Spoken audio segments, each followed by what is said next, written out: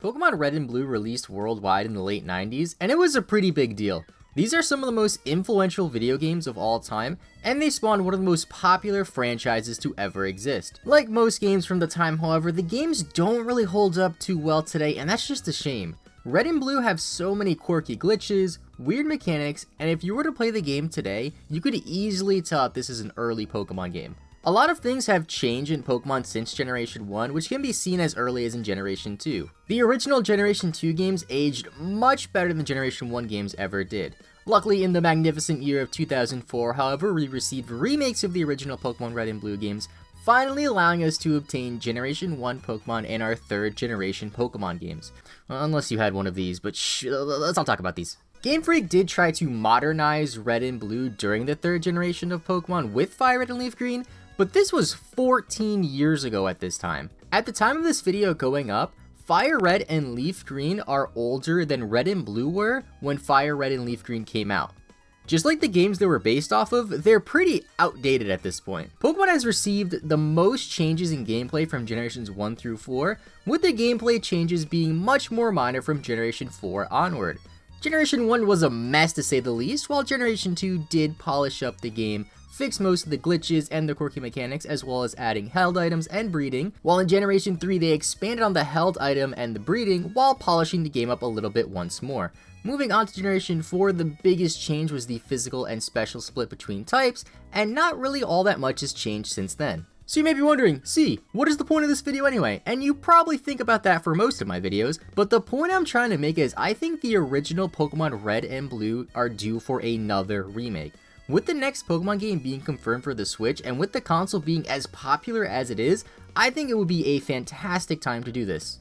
Yes, we already had a Generation 1 remake, and yes, we do have a lot of Kanto influence in our games, with Alola having a lot of throwbacks to Kanto, and Heart Gold and Soul Silver letting us explore Kanto on the DS, although that was 8 years ago at this point, and Skyrim received like 3 remasters in that time frame, but I think the original Kanto deserves more justice. If you were to play any other remake games today, like Heart Gold and Soul Silver or Omega Ruby Alpha Sapphire, you will get the proper modern Pokemon experience. You have abilities, a ton of different items and moves to use, hundreds of Pokemon at your disposal, and many other things that make these games age a lot better than Red and Blue did.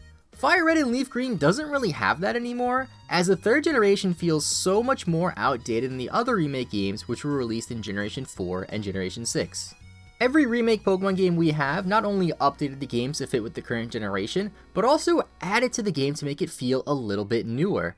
We got the Pokeathlon and the Battle Frontier in Heart Gold and Soul Silver, Omega Ruby Alpha Sapphire out of the Delta episode, Mirage Bots, the Battle Resorts, new Mega Evolutions, a completely revamped Mauville, and a few other minor changes throughout the game, which made it feel like more of an updated game rather than a remake of Ruby and Sapphire. All Fire Red and Leaf Green really got was the Sevi Islands, which is definitely one of the weirdest additions of the bunch, as it doesn't really serve that much of a purpose, and that's about it. The game was also overshadowed extremely quickly as Pokemon Emerald released roughly 8 months after release of Fire Red and Leaf Green, depending on where you live, leading to many people abandoning Fire Red and Leaf Green for this new Emerald version. The fact of the matter is not only do Red and Blue feel outdated today, but so do their 14-year-old remakes. This isn't exactly the case for the other remake games, and this is why I would love to see a Kanto remake for the Nintendo Switch. Game Freak has shown lately that they aren't too scared to break the traditional Pokemon formula with how different the 7th generation story was from previous generations, which is why I think a Kanto-based game on the Nintendo Switch is entirely possible. Now, it doesn't have to be a direct remake of Red and Blue for the Switch with upgraded graphics and upgraded mechanics to fit with the changes Pokemon has, but a brand new experience that is based off of Kanto. As of the past 2 generations, Game Freak has started to release less and less new Pokemon, and a reimagined Kanto gives them the excuse to not only add just a handful of new Pokemon while keeping the Kanto Pokemon native to the region, and maybe including Pokemon from other regions throughout the game with the excuse they migrated over to Kanto from a different region, or maybe you meet a traveler from a faraway region like Sinnoh, who gives you a Pokemon from that region. Oh, and by the way, I would love a Sinnoh remake since 4th generation is my all-time favorite generation, and although Sinnoh is technically next in line for a remake, I think it'll have to wait a little bit longer since it wouldn't make too much sense in my opinion to have a 4th generation remake be the first game on the Nintendo Switch. 1st generation at least makes a little bit more sense since it is the original generation, and there's much more they can do with it.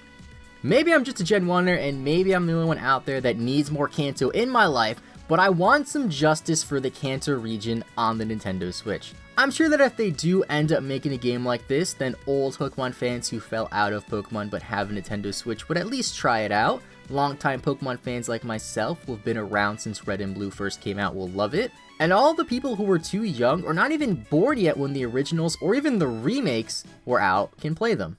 This will give newer Pokemon fans a proper Generation 1 experience, as I would be willing to bet that there's a lot of Pokemon fans under the age of 15 who never owned a Game Boy Advance to play Fire Red and Leaf Green on, let alone to own an original Game Boy to play Red and Blue on. So that's pretty much the end of my rant. You still might be trying to figure out what exactly the point of this video is, and so am I. Maybe I'm just a Gen 1er who wants to play Gen 1 over again, but all I know is whatever the next Pokemon game is, there's no way it can be worse than Ultra Sun and Ultra Moon.